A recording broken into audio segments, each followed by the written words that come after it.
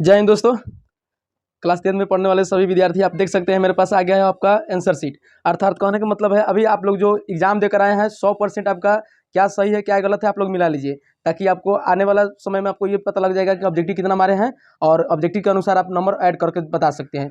तो दोस्तों हम लोग टाइम नहीं गवाएंगे और सबसे पहले मैं बता दूं, अगर चैनल पर नए हैं तो आप चैनल को सब्सक्राइब कर लीजिए, क्योंकि यहाँ पर 100% जेन्युइन क्वेश्चन दोस्तों जो भी आप क्वेश्चन देखने जा रहे हैं उसमें एक भी ऑब्जेक्टिव आपका गलत नहीं होगा। ठीक है, आप यहाँ पर जेन्युइन चैनल है, यानी हबड़ दड़ों में आए और कुछ भी बता के चल गए तो समझिए कि आप एक ऐसे संस्थान से जुड़े हैं जहाँ पर ऑफलाइन संस्थानें भी चलती हैं, तमाम प्रकार के कोर्स लॉन्च किए जाते हैं ऑनलाइन क्लास के माध्यम से। तो चैनल हमारा जो है समझिए कि नया ही है, आप लोग सपोर्ट कीजिए। तो हम लोग स्टार्ट करते हैं। 100 गो ऑब्जेक्टिव था, देख सकते हैं हिंदी में जो 100 ऑब्जेक्टिव है और इसको क्या करना है, इसमें 50 मारना था। तो स्टार्ट करते हैं। फर्स्ट क्वेश्चन आप लोग देख सकते हैं, जिसे नहीं जीता जा सके। दोस्तों जिसे नहीं जीता जा सके उसे क्या कहेंगे? ठीक है, अजय। यानी जीता जा सके तो उसे क्या बोलते हैं? अजय। ठीक है, ये जो है टिक मारिए, गलती हो जाएगा। अभेद, जिसे नहीं भेदा जा सके उसे कहते हैं अभेद। नेक्स्ट है ये, जिसका तेज निकल गया है तो उसको निस्तेज बोला जाता है। तो ऑप्शन बी हो जाएगा आपका यहाँ पर। नेक्स्ट देखिए, कायर शब्द का विलोम। कायर शब्द का विलोम क्या होगा दोस्तों? तो कायर शब्द का हो जाएगा नीडर। ज्योति शब्द का विलोम, 4 नंबर क्वेश्चन क्या कर रहा है? ज्योति शब्द का विलोम। तो ज्योति का क्या होता है? तम होता है। नेक्स्ट आइए, जंगम शब्द का विलोम होता है दोस्तों, जंगम का स्थावर होता है। ऑप्शन आपका ये सही हो जाएगा। नेक्स्ट आइए, पुष्प का आप जानते हैं, फूल, कमल, ये सब होता है। प्रसून। ठीक है, तो यहाँ पर आपका बी सही हो जाएगा। नेक्स्ट आइए, सरस्वती का पर्यायवाची शब्द। सरसिता, बीना, वागीसा, शारदा। तो समझिए यहाँ पर ऑप्शन ए हो जाएगा आपका। नेक्स्ट आइए मेरे भाई, आप लोग मिलाइए, देख लीजिए आपका कौन सही है कौन गलत है। अगर कुछ डाउट लगे तो आप ऑप्शन कमेंट में कर सकते हैं जो हाँ इसका डाउट हमको लग रहा है, क्योंकि आपके अनुसार अगर मैं जो बता रहा हूँ वो डाउट भी हो सकता है। घर का, तो घर का जो पर्यायवाची होता है, घर, निकेतन, सदन, आवास, गृह, गेह। तो यहाँ पर गेह ऑप्शन बी सही हो जाएगा। निम्नलिखित में कौन शुद्ध वाक्य? दोस्तों हम लोग की तो नाके कट गई। देखो नाके एक होता है, इसलिए नाके एक गलत हो जाएगा। राम को पुस्तक पढ़ना चाहिए, ये तो सही लग रहा है। कोयला जलकर राख हो गया, राख हो गया नहीं, रोक राख हो गई। ठीक है, तो ऑप्शन आपका यहाँ पर बी मार लीजिए, ज़्यादा जानने की यहाँ पर कोई जरूरत नहीं है। निम्नलिखित में कौन शुद्ध शब्द है? तो दोस्तों कृत्रिम, ये गलत दिया है। धुआं भी, ये भी ठीक नहीं है। सूरज भी गलत है। वाहिनी, ये आपका सही है, ऑप्शन डी। पपाती लगभग कितने साल की थी? पपाती 12 साल की थी, आप लोगों को पता है, कहानी सुनी हुईगा तो पपाती वाला। माँ शीर्षक पाठ के लेखक माँ के कौन है? तो माँ के है ईश्वर पटेलकर। कौन है? ईश्वर पटेलकर। माँ जी के पास आंगन में बैठकर मंगमा क्या खाती थी? माँ जी के पास बैठकर मंगमा जो है पान सुपारी खा रही थी। नेक्स्ट आइए, और एक कहावत है, दावा करने से तो मसान ही जगता है। यह कथन किसका है? तो दोस्तों ये मंगमा का कहावत है। ठीक है, नेक्स्ट आइए, रसलून कौन था? तो रसलून समझिए कि वो क्या थी? एक गायिका थी। रसलून और बतलून भाई आप लोग जान रहे थे, बिस्मिल्लाह खां चैप्टर से है। यतीन्द्र मिश्र ने गीतकार गुलजार को कविता का संपादन किस नाम से किया है? तो यार जुलाहे। ऑप्शन सी हो जाएगा, यार जुलाहे। आप लोग किसी भी सेट आपके पास जो भी है उससे कोई डाउट नहीं करना है, समझिए आप इसी में से मिला लीजिए। बहुवचन पत्रिका के संपादन कौन थे? तो अशोक वाजपेयी हैं। नेक्स्ट आइए, शहर अभी संभावना है, किनकी रचना है? अशोक वाजपेयी की ही संभावना है, मतलब है रचना है। नेक्स्ट आइए, निम्नलिखित में किस पाठ की विद्या निबंध है? किस पाठ की विद्या निबंध है? तो मछली कहानी है, बहादुर भी कहानी, भारत माता कविता है। तो यहाँ पर नाखून के बढ़ते क्या हो जाएगा? निबंध हो जाएगा। द कास्ट इन इंडिया, तो जाति से रिलेटेड बात है, देयर मैकेनिज्म। तो ये जो है भीमराव अम्बेडकर की रचना है। फुफेरा शब्द देखिए, फुफेरा, एरा आ रहा है लास्ट में, तो प्रत्यय क्या होता है? लास्ट में जुड़ता है। तो फुफेरा में कौन प्रत्यय हो जाएगा?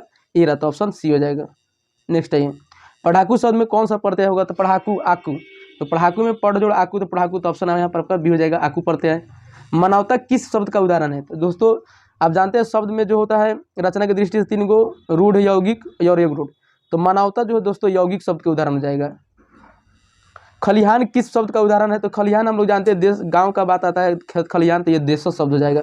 खटास किस संज्ञा का उदाहरण है? खटास ये समझिए कि फीलिंग्स हम लोग खटास मिठास, ये भाववाचक हो जाएगा। ऑप्शन आपका यहाँ पर डी हो जाएगा। नेक्स्ट आइए मेरे भाई, निम्नलिखित में व्यक्तिवाचक संज्ञा का उदाहरण है। तो व्यक्तिवाचक, कढ़ाई समझिए कि ये फीलिंग से कढ़ाई ये थी, परिजात तो होगा नहीं। दाल तो समझ रहे हैं द्रववाचक है, तो आपका दानव क्या होगा? यहीं आपका व्यक्तिवाचक हो जाएगा। सांप का स्त्रीलिंग रूप क्या होता है? तो दोस्तों सांप का सापिन हो जाएगा। सही ऑप्शन ये आपका। निम्नलिखित में कौन शब्द पुल्लिंग है? कृति देखिए यहाँ पर लड़की को बोध करे, रोटी भी यहाँ पर विवाह, उसकी विवाह हो गई तो स्त्रीलिंग, लेकिन मृत्यु यहाँ पर क्या हो जाएगा? पुल्लिंग शब्द होगा। हिंदी में कुल कितने सर्वनाम होते हैं? तो दोस्तों हिंदी में कुल 6 सर्वनाम होते हैं, पढ़े हैं आप, डाउट नहीं रहिए। दाल में कुछ है किस सर्वनाम का उदाहरण है? तो दाल में कुछ क्या, मतलब ये कुछ मतलब जो समझिए को फिक्स नहीं कर पा रहा है, इसलिए ये अनिश्चयवाचक सर्वनाम हो जाएगा। नौकर की कमीज किसकी रचना है? तो विनोद कुमार शुक्ल। ऑप्शन डी देखिए। नेक्स्ट आइए मेरे भाई, आबिनियो में साथ रहकर लगभग 30 संयुक्त कविताएं लिखी थी। कौन थे उनके साथ? तो आंद्रे ब्रेता, रेने शॉ और पॉल एलुनार ने। नेक्स्ट है ये दोस्तों, पंडित बिरजू महाराज ने गंडक किससे बंधवाया था? तो अम्मा से तो नहीं बंधवाया, बाबूजी से वो अपना बनवाए थे, तो ऑप्शन यहाँ पर बी हो जाएगा। नेक्स्ट देखिए, परंपरा का मूल्यांकन शीर्षक पाठ के लेखक क्या है? रामविलास शर्मा है। नेक्स्ट है, बहादुर कहाँ से भाग गया? तो बहादुर आप लोग जानते हैं नेपाल के तराई क्षेत्र से रहने वाला था, अपना देश नेपाल से भागा है। बादशाह अकबर ने जो सिक्का चलाया था उस पर कौन सी आकृति थी? तो राम सीता की, ऑप्शन सी में दिया गया, तो ऑप्शन आपका सी सही हो जाएगा। नेक्स्ट आइए, प्राणी शास्त्रियों का ऐसा अनुमान है कि मनुष्य का अनावश्यक अंग उसी प्रकार झड़ जाएगा जिस प्रकार उसकी पूंछ झड़ गई है। तो आप जानते हैं कि नाखून क्यों बढ़ते में ही बात किया गया था। मैक्स मुलर ने किस रचना का जर्मन भाषा में अनुवाद किया था? अनुवाद किया था तो मेघदूत का। नलिन विलोचन शर्मा के अनुसार महल और झोपड़ी वालों की लड़ाई में अक्सर कौन जीतते हैं? महल वाले। अगर महल वाले के खिलाफ पूरा झोपड़ी वाले एकजुट हो जाएंगे तो झोपड़ी वाले की जीत होती है, लेकिन झोपड़ी वाले कभी एकजुट होते नहीं है। धरती कब तक घूमेगी शीर्षक पाठ की नायिका कौन है? सीता है। सीता के समझ रहे हैं, जो तीनों बेटा था उसी के ऊपर ये कहानी है। रामधारी सिंह दिनकर का जन्म कहाँ हुआ है? तो रामधारी सिंह दिनकर का जन्म सिमरिया बेगूसराय बिहार में हुआ है दोस्तों। नेक्स्ट आइए, किनके पिता एक प्रख्यात पुरातत्ववेत्ता थे? तो कुंवर नारायण के। कौन किनके थे? कुंवर नारायण के। एक वृक्ष की हत्या, कवि कौन है? वृक्ष की हत्या समझिए कुंवर नारायण है। नेक्स्ट आइए, जीवनानंद दास किस भाषा के सम्मानित कवि हैं? तो बांग्ला भाषा के थे। किस भाषा के थे? बांग्ला भाषा के। बीजाक्षर किसकी रचना है? तो बीजाक्षर दोस्तों अनामिका की ही लेखक है, जो बताई थी किसके, जो बेटा के जो नाटक क ख जो अक्षर बताई थी, आप समझ रहे हैं। नेक्स्ट है, रेनर मारिया रिल्के की माता का नाम क्या था? तो सोफिया। क्या नाम था? सोफिया। जिज्विसा का शब्द अर्थ क्या होता है? जिज्विसा मतलब जानने की इच्छा। नेक्स्ट आइए, बाबा साहेब भीमराव अम्बेडकर का जन्म किस परिवार में हुआ था? तो पुरोहित में तो हुआ नहीं था, कुलीन में नहीं हुआ था, तो दलित परिवार में, ऑप्शन आपका यहाँ पर सी हो जाएगा। नेक्स्ट आइए, महात्मा गांधी का निधन कब हुआ था? तो आप लोग जानते हैं 30 जनवरी 1948 ईस्वी को गोडसे ने, नाथूराम गोडसे ने गोली से उसकी हत्या की थी। बिस्मिल्लाह खां साहब 80 वर्ष से प्रार्थना में क्या मांगते हैं? धन दौलत तो कभी मांगते नहीं है, शोहरत मांगते नहीं है, वायु तो कभी मांगे नहीं, सुर, यानी वो समझते थे कि जो जीवन में सुर है तो उनके लिए सब कुछ है। निम्नलिखित में अशुद्ध शब्द क्या है? अशुद्ध शब्द देखना है, शुद्ध शब्द नहीं। तो वैदेही सही है, संशोधन सही है, सीढ़िया सही है, बस दुष्कर्म क्या होगा? यहाँ पर मूर्धन्य स होना चाहिए था, गलती दिया है। दोष शब्द का विशेषण क्या हो जाएगा? दूषित हो जाएगा। नेक्स्ट आइए, नेहा शब्द का विशेषण, तो नेह शब्द का नाहक हो जाएगा, क्या हो जाएगा? नाहक। नेक्स्ट आइए, तामस का पर्यायवाची शब्द है, तो दोस्तों तामस का क्या हो जाएगा? तामरस हो जाएगा। नेक्स्ट आइए, मेरी बहन स्वाति अपनी सहेली के घर गई है, यह किस वाक्य का उदाहरण है? तो समझिए यहाँ सरल वाक्य का उदाहरण है। नेक्स्ट आइए मेरे भाई, निम्नलिखित में कौन कर्मवाच्य का उदाहरण है? तो कर्मवाच्य यहाँ पर देख सकते हैं, एक्टिव वॉइस हम लोग बोलते हैं, तो रवि विद्यालय जाता है, ऑप्शन आपका यहाँ पर क्या हो जाएगा? ए हो जाएगा। नेक्स्ट आइए, पर्याप्त शब्द में कौन उपसर्ग है? तो पर्याप्त में दोस्तों यहाँ पर क्या हो जाएगा? परि उपसर्ग हो जाएगा। नेक्स्ट आइए, आघात शब्द में कौन उपसर्ग है? तो आघात में आ उपसर्ग है। कुपात्र शब्द में कौन सा उपसर्ग है? कुपात्र शब्द में दोस्तों कु उपसर्ग है, कु जो पात्र होता है। लुटिया शब्द से में मतलब कौन सा पड़ता है? लुटिया, ईया, तो ईया हो जाएगा, ऑप्शन ए यहाँ पर हो जाएगा। सुमित्रा नंदन पंत किस वाद के कवि हैं? तो सुमित्रा नंदन पंत जो दोस्तों, ये थोड़ा सा डाउटफुल क्वेश्चन है, बट हमारे अनुसार जो सुमित्रा नंदन पंत होंगे वो छायावाद के कवि हो जाएंगे। आप लोग इसको थोड़ा सा समझ लीजिएगा। हिरोशिमा शीर्षक पाठ के रचनाकार है, तो हिरोशिमा के क्या थे? सच्चिदानंद अज्ञाय जी थे। नेक्स्ट आइए, निम्नलिखित में कौन कवि आदिवासी लोक कविताओं के अनुवादक हैं? तो जीवनानंद दास, कि दिनकर जी, कि सुमित्रा नंदन पंत, कि वीरेन डंगवाल। तो दोस्तों आदिवासी लोक कविताओं के जो हो जाएंगे जीवनानंद दास हो जाएंगे, ठीक है। नेक्स्ट आइए, नेमत शब्द का अर्थ होता है, तो नेमत शब्द का अर्थ होता है दोस्तों नेमत, नामी, क्या हो जाएगा? नामी। उदात शब्द का अर्थ होता है, उदात का दोस्तों उन्नत हो जाएगा, क्या हो जाएगा? उन्नत हो जाएगा। सियानब शब्द का अर्थ हो जाएगा दोस्तों चतुराई, यानी ये जो आप लोग समझ रहे हैं किताब से उठा कर दिया गया है। गुरु नानक को किस मुगल सम्राट से मुलाकात हुई थी? तो गुरु नानक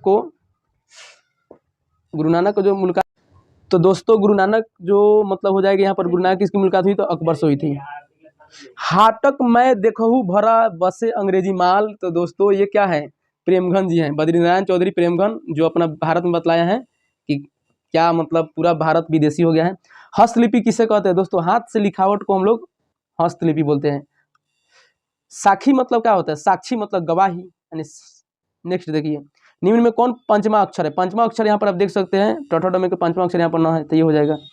नेक्स्ट आइए, त्र किन वर्णों से मिलकर बना है? तो त हलंत र से त्र बनता है। नेक्स्ट ये निम्न में कौन दीर्घ स्वर है? तो दीर्घई दीर्घऊ ये सब स्वर वर्ण होता है, तो यहाँ पर क्या हो जाएगा? ऑप्शन बी हो जाएगा। नेक्स्ट ये मेरे भाई दीर्घऊ का उच्चारण स्थान उ तो कंठ होता है। नेक्स्ट आइए निम्न में कौन उष्म व्यंजन? उष्म में तालाबे से मुदंत से दंत से और ह आता है, तो यहाँ पर ऑप्शन सी हो जाएगा। नेक्स्ट आइए 76 नंबर क्वेश्चन है जपू जी किनकी रचना है? तो गुरु नानक की। किनकी रचना है? गुरु नानक की। रसकान किस छंद के में सिद्ध थे? तो रसकान जो थे सवैया छंद में सिद्ध थे।